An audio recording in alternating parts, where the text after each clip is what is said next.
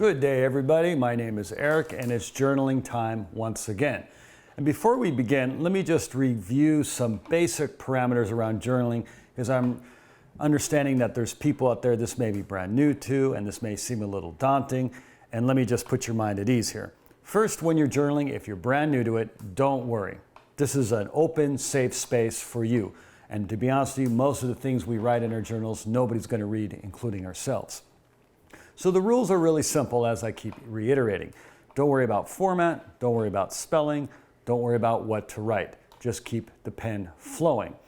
And one way I would use these videos is, what I usually do is I'll give a little brief information around the prompt that's coming up, and then we write, and I'll write one page of the journal books which are provided by Moral Brand. And when that's done, then we'll wrap it up. So if you're not sure how much to write or whatever, I would say one page of my journal books, which is about a 6x9 inch, or if you're not sure, just write as long as I write when we get to the writing portion. And then when I'm done, it's approximately 10, 12, 13 minutes or so, then just wrap it up, even if you're not all the way done. The key is to set this thing in motion, is to kind of start building this routine in your life. This journaling has so many benefits that I've gone into them in many other videos, but it is something in real essence that we can use to connect with ourselves, and we can use it as a tool in many facets of our lives. So once again, what I'd recommend is, if you're new, just follow along with me and just write when I write, and when I'm done, just wrap it up when I'm done. The only thing I would require, or I would recommend, is that you have a space to write where you're comfortable, and you have like an open space like a desk or somewhere like a dining room table, and somewhere where you're not going to be distracted. There's not going to be dogs running around or kids or this.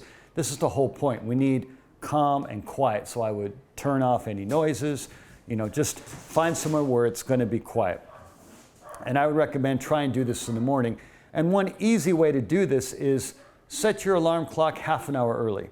Get up half an hour early. You may have to go to half an hour bed early the night before. But that way, before you do your normal routine, have this little half an hour, grab a video from the Phi Mathematics channel, pick the one you like, a prompt or whatever, and just go ahead and write for that duration of time in the video, and then you're done. And then try and incorporate that even 1, 2, 3 days a week, depending on your how you feel comfortable. And that's really how we build this process. It's a wonderful thing that we can use, and for the money, it's the biggest bang to help our lives out for the buck, so to speak.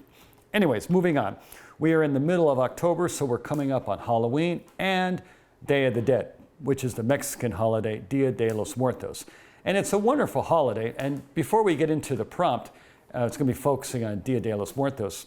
And for those of you who may not be aware, it's the time where in Mexican heritage, people remember people who have passed on. Could be a family member, could be an ancestor.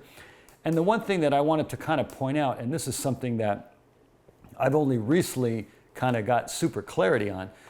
When we have emotions, good or bad, if we have emotions with people that are from our life, good or bad, or let's just focus on the good for a minute, we can experience that time when we met those people, even if they're no longer around with us. Just like you probably remember things that happened when you were a kid, and it transports you to that event. Even though you've matured, you still can remember that in a kind of an emotional context.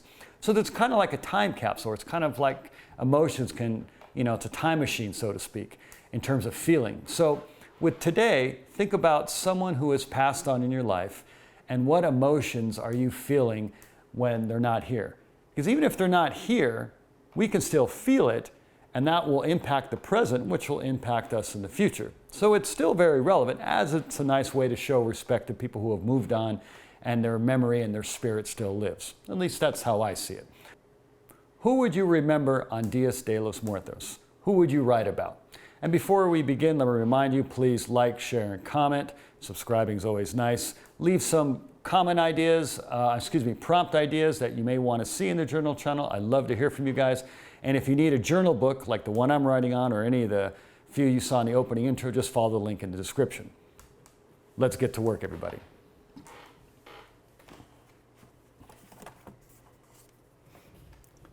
So the first thing is we're going to location, date, time, and mood. Excellent. Okay. And once again, the prompt is, who would you remember on Dias de los Muertos? Enjoy the process, everybody.